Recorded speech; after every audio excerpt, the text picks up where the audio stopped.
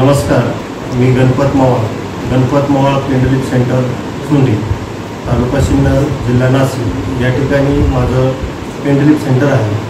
या ठिकाणी मी मानदुखी, खांदादुखी, कंबरदुखी, गुडघेदुखी तसेच यूजॉईंट यासारखे जे सांध्यांचे विकार असतील किंवा नसांचे विकार असतील तर याच्यावरती मी उपचार करतो।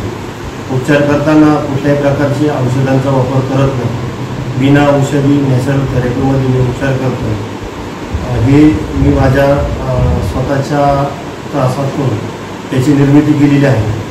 हे सुसंशोधित उपचार पद्धती आहे। याच्यामध्ये पेशंटला आपलं व्हायब्रेशन थेरपीमध्ये जो काही अंतर्गत वात असेल किंवा जे नॅचरल आखडण असेल ती निघून जाते। दोन मणक्यांमधील जे डिस्क सटकेल असेल तर फ्लिप झालेली असेल ती जागेवर बसते।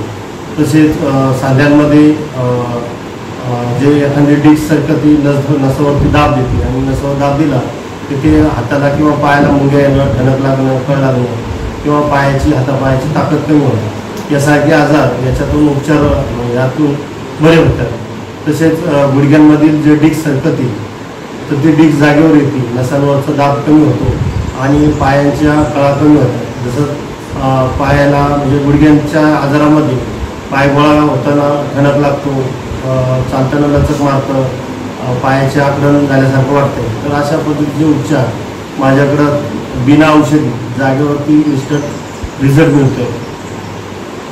अशा पद्धतीचे उपचार आहे। मानेच्या मणक्यांमध्ये ज्यांना दबले जातात तर त्या मानेच्या मणक्यांमध्ये हाताला मुंग्या येणं, ठणक लागणं, मानेला डोकं जड पडणं, आवाज सहन न होणं, चिडचिडपणा वाढणं अशा गोष्टी ज्या मानेच्या मणक्याच्या निगडीत असतात तर त्याच्यावरती उपचार होतो। पाठदुखीमध्ये आपल्याला स्नायू म्हणजे छातीला कळा लागतात किंवा याला त्रास होतो तर त्याच्यावरती उपचार होतो। कंबरदुखीमध्ये सायटिका ठणक असेल, बॅक पेन असेल तर त्याच्यावरती चांगल्या पद्धतीचा उपचार हा बिना औषधी होतो। कुठल्याही याच्यात औषधं खाण्याची गरज नाही।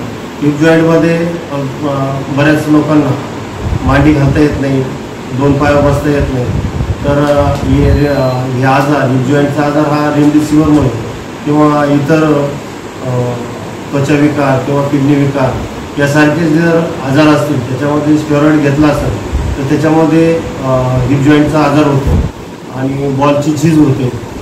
बॉलची जी आकडण झालेली राहते किंवा झीज झालेली राहते, रक्तपुरवठा थांबलेला राहतो तर तो या व्हायब्रेशन थेरपीमध्ये सुरळीत चालतो। तसंच जर इतर सांध्यांचे असतील, कोपरा ठणक म्हणजे टेनिस एल्बो, मनगट दुखणं अशा पद्धतीचे आजार असतील तर त्याच्यावरती मी या थेरपीमध्ये उपचार होतो। गुडघ्याचे असतील याचे असेल तर होईल।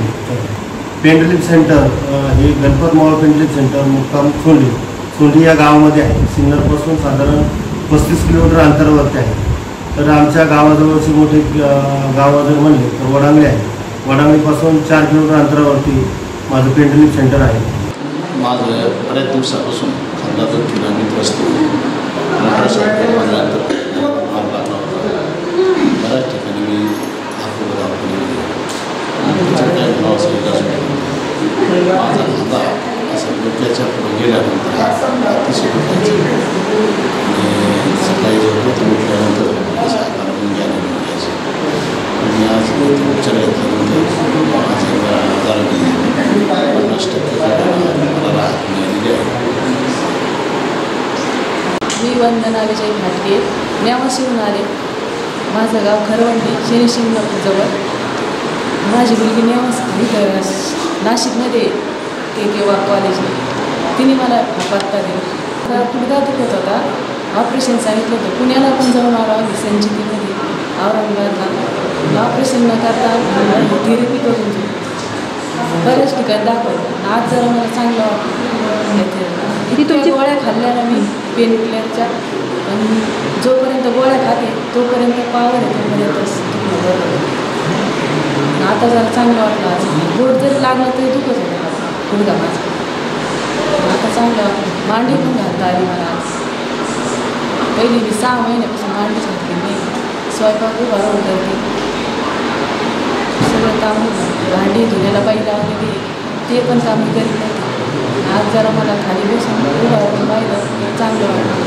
उठून बसतं खाली बसून उठता आलं चांगलं। मांडी आता तर चांगला आहे.